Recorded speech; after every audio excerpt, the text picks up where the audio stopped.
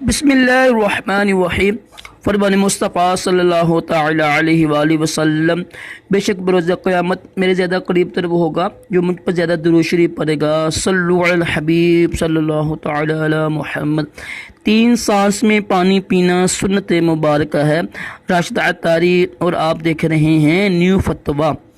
انشاءاللہ آج ایک نیا سے سنیں گے، فتویٰ سنیں گے ہم۔ کہ کوشش کریں کہ جو ہے نا علم دین حاصل کرنا فرض ہے ہم پر نا۔ کوشش کریں جو ہے نا سنی جو علماء کرام ہے نا ان کی فتوی ہوتی ہیں وہ پڑھا کریں، انشاءاللہ اس میں بڑا علم اضافہ ہوتا ہے۔ اور چیک کرتے ہیں آ کے فتویٰ کے آج کا، یہ دیکھیں ماہنامہ فضان مدینہ، ٹھیک ہے، یہ دیکھیں۔ اچھا جی، کیا فرماتے ہیں علماء دین اور مفتیان شرع متی اس بارے میں کہ مسلمان کا جو بچہ ماں کے پیٹ میں ہی مر گیا اور مردہ پیدا ہوا تو اس کو غسل اور کفن دیا جائے گا اور نماز جنازہ پڑھائی جائے گی، اور کیا اس کو قبرستان میں دفن کرنا درست ہے؟ سنتے ہیں فتویٰ جی، یہ نیچے آ کے بسم اللہ الرحمن الرحیم۔ ماں کے پیٹ سے ہی جو بچہ مردہ پیدا ہو اس کے لیے غسل اور کفن بطریقہ مسنون نہیں، یعنی سنت نہیں ہے، اور مستحب نہیں نا، اور اس پر نماز جنازہ بھی نہیں پڑھی جائے گی۔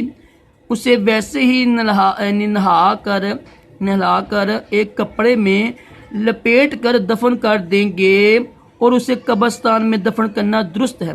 بچے کا غسل اور کفن بطریقہ مسنون اور جنازے کا نماز تب ہے جب اکثر حصہ باہر آ گیا ہو اور اس کے زندہ ہونے کی کوئی علامت، مثلا کوئی حرکت یا کوئی آواز نکالنا وغیرہ پائی جائے۔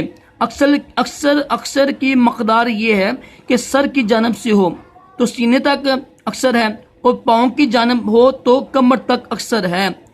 واللہ عالم عز وجل ورسولہ عالم صلی اللہ تعالی علیہ وآلہ وسلم۔ جو یہ میں نے یہ پڑھا نا آخر میں، تو کچھ لوگ اعتراض کرتے ہیں یہ دیکھو جی اللہ جانتا ہے، اس کے رسول جانتا ہے نا۔